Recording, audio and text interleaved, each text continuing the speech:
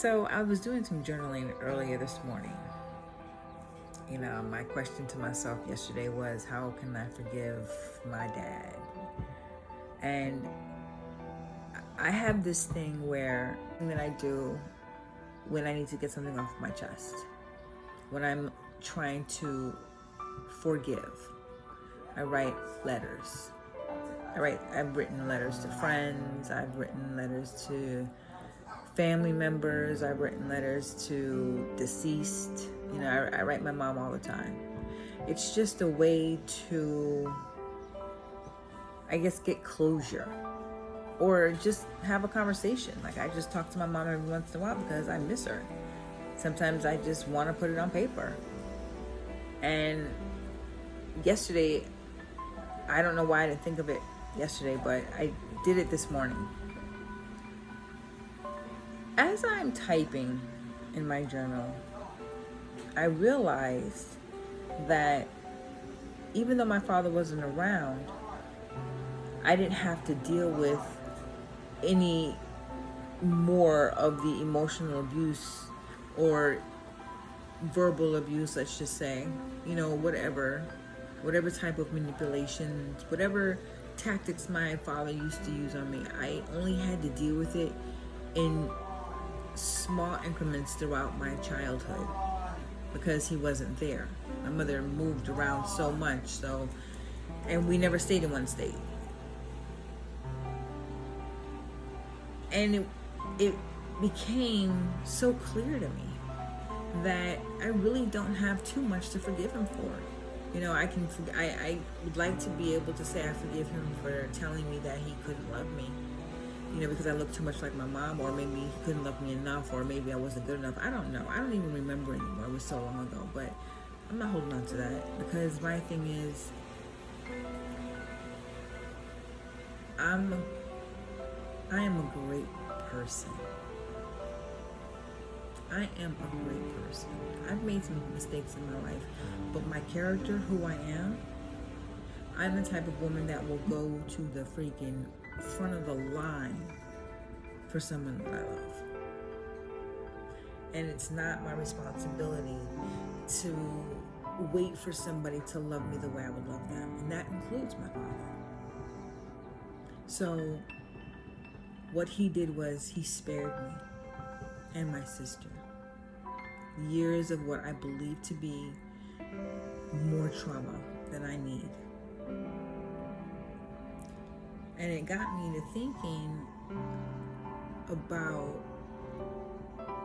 just the domino effect after I came up with that realization, where my next move went. And of course, I was a classic victim for somebody who was manipulative, and hence how I ended up with a man who was 6 years older than me, and I had 2 kids with him.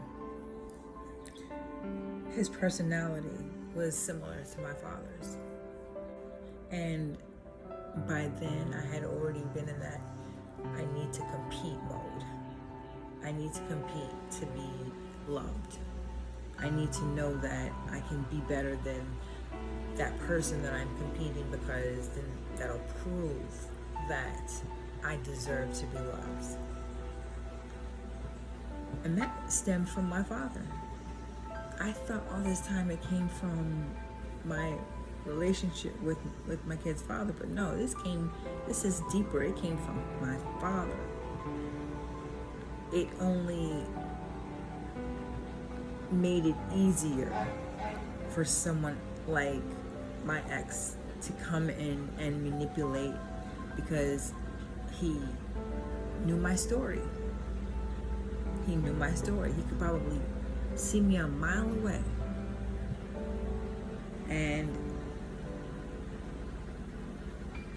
I was so busy trying to be that perfect friend, or that perfect girlfriend, or that perfect daughter, that I never developed a personality for myself. And here I am, at the age that I am, going through this, like, it probably would have been so much easier if I had this epiphany when I was in my 30s, or even maybe at the beginning of my 40s. But now I have to not only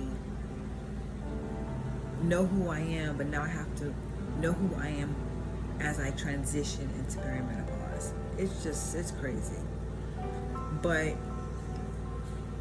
if it's the one thing I will say to any woman out here who's going through an abusive relationship, they're going to tell you some shit. They're going to say things like, you're not pretty, or you're too fat, or you're too skinny, or they're going to tell you that you don't have enough talent, or put you in a category that you don't belong in, like you can only work for McDonald's, or you don't have enough education to be whatever they try to tell you to make you doubt yourself. It's just a tactic, because they are so dark within themselves, because they're so busy fighting their own demons, that they prey on the bright and the vulnerable and the innocents. And then they find ways to make sure that you can't go anywhere. You stay trapped with them, so they can continue to suck and leech on you, trying to dim your light. But you have to realize you always have the power. I did not realize this when I was young going through it. I was not told that I still had the power. So I am telling you, you have the power. They are going to say things that are going to scare you. My ex used to tell me how he would pick me off the rooftop from the building when we lived across the street from this building. He could see right down into the apartment, and he would just tell me different ways he would kill me. I had levels of fear when it came to this man. But I got to the point where I said, enough is enough. You're gonna have to kill me. You're gonna have to just take me out, because I'm not gonna keep living like this. I couldn't do it. I had children to raise. You had that power. Tap into that power. Remember who you are. You know, like Mufasa said, Simba, remember who you are. You are beautiful. You are bright. You are vibrant. You are sexy. You are liberated. And as long as you can remember who you are, he'll never ever be able to break your spirit. And when you are good and tired, and his words no longer affect you, all you have to do is laugh.